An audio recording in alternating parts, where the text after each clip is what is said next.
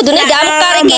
Lah iki kudune damkar nek ora damkar ya ora iso no. I'm okay, I'm fine. Kincana, kincana, ting neng neng neng neng. Ku menahan rasa sakit, rasa sakit.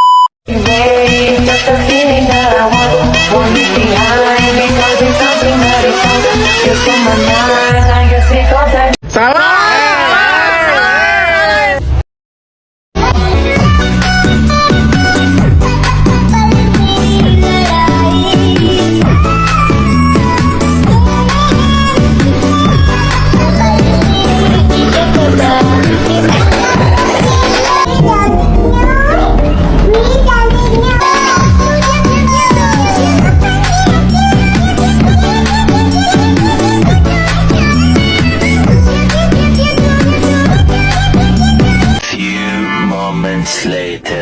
Teori behavioris. Yang pertama, teori belajar. Teori belajar merupakan cara yang dilakukan oleh peserta didik dan guru untuk memperoleh dan menyampaikan suatu ilmu pengetahuan melalui proses belajar dan mengajar. Yang kedua, teori behavioris atau tingkah laku. Teori ini berisikan tentang perubahan tingkah laku. Teori ini mengutamakan suatu pengukuran, sebab pengukuran suatu hal yang penting untuk melihat terjadi tidaknya perubahan tingkah laku. Yang berikutnya itu ada teori tingkah laku.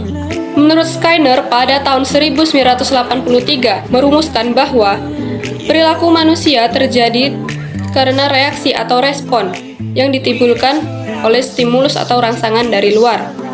Dengan demikian, perilaku manusia terjadi melalui proses stimulus, organisme, dan respon, yang mana teori ini disebut dengan SOR. Berdasarkan teori SOR tersebut, maka perilaku dikelompokkan menjadi dua. Yang pertama, perilaku tertutup atau covert behavioris. Yang kedua, teori terbuka yang disebut overt behavioris. Yang pertama, teori behavioris.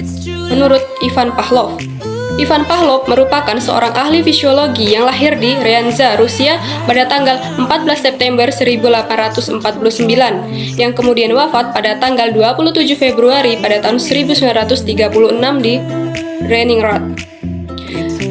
Ivan Pavlov merupakan seorang ahli fisiologi yang terkenal dengan teorinya, yaitu classical conditioning theory. Pavlov meneliti proses belajar dengan melakukan percobaan pada anjing.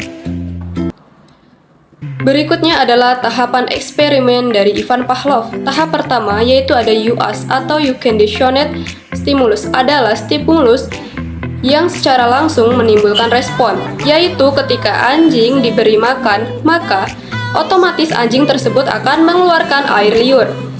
Tahap kedua yaitu adalah UR atau You Conditioned Response, yaitu respon bersyarat yang muncul karena hadirnya UAS, yaitu ketika anjing hanya dibunyikan bel tapi tidak diberi makan, maka anjing tersebut tidak akan mengeluarkan air liur.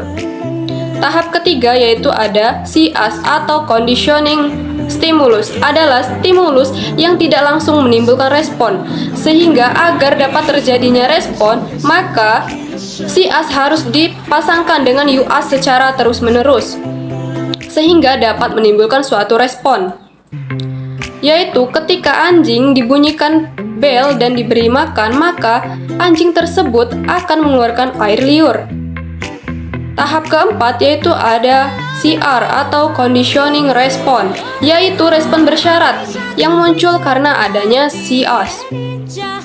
Karena dilakukan secara terus-menerus atau berulang, maka ketika anjing hanya dibunyikan bel saja, maka anjing tersebut akan mengeluarkan air liur. Konsep stimulus Pavlov diterapkan dalam proses pembelajaran dalam bentuk penjelasan tentang tujuan, ruang lingkup dan relevansi pembelajaran dalam bentuk penyajian materi. Konsep respon Pavlov diterapkan dalam bentuk jawaban siswa terhadap soal-soal tes atau ujian setelah materi disajikan, atau karya siswa setelah prosedur pembuatan karya disampaikan. Baiklah, yang kedua yaitu conditional operand atau Skinner. Percobaan Skinner dengan tikus sebagai dasar teori pengkondisian operand dan konsep-konsepnya. Subjek diberi iming-iming hadiah, mengharuskan subjek aktif berpartisipasi dan melakukan beberapa jenis tindakan agar mendapat imbalan atau hukuman. Subjek harus terlebih dahulu menampilkan perilaku yang kemudian dapat diberi imbalan atau hukuman. Menjelaskan hubungan perilaku pada imbalan dan konsekuensi tertentu.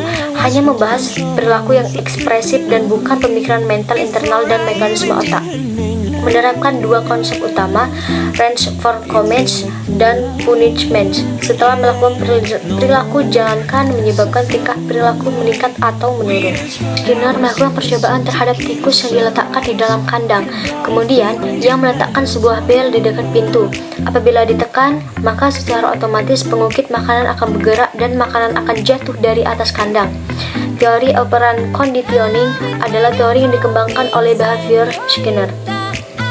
Adapun contoh dari percobaan yaitu terkenal dengan nama Skinner Box, terdiri dari ruangan yang di dalamnya terdapat tombol tempat makanan, lampu yang dapat diatur nyalanya, dan lantai yang terdiri dari jeruji besi yang dapat dialiri listrik. Dari prosedur tersebut tampak adanya dua fase, yaitu yang pertama fase latihan. Dalam fase ini meliputi melaparkan tikus, melatih tikus, dibuat situasi agar tikus bekerja sendiri. Di sini terjadi operan.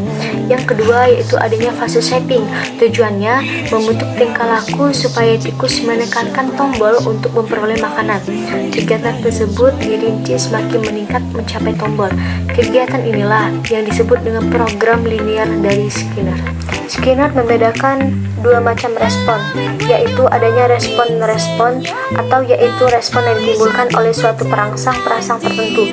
Misalnya, keluar air liur pada saat melihat makanan tertentu. Yang kedua, adanya operant respon, yaitu respon yang timbul dan berkembangnya diikuti oleh perangsang tertentu.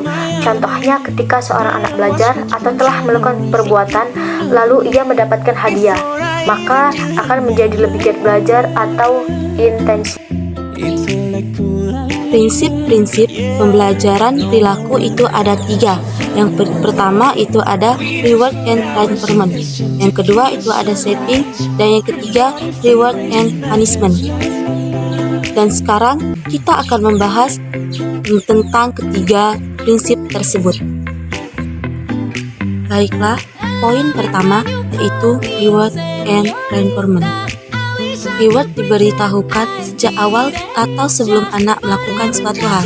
Sementara itu, reinforcement diberikan setelah anak melakukan suatu hal tanpa adanya pemberitahuan dari awal. Reinforcement mengacu pada aturan atau jadwal untuk menentukan kapan dan bagaimana. Reinforcement diberikan segera setelah respon dilakukan. Reinforcement diberikan setelah respon yang diberikan sebelumnya. Dan yang kedua yaitu ada setting. Setting merupakan pembentukan perilaku baru atau perilaku yang belum pernah dilakukan individu dan sulit untuk tidak mungkin memunculkan perilaku baru yang diinginkan tersebut dengan cara memberi penguat jika telah muncul perilaku menyerupai atau mendekati perilaku yang diinginkan. Setting berperan penting bagi pembelajaran, tapi begitu keputusan tentang apa yang harus dikuatkan.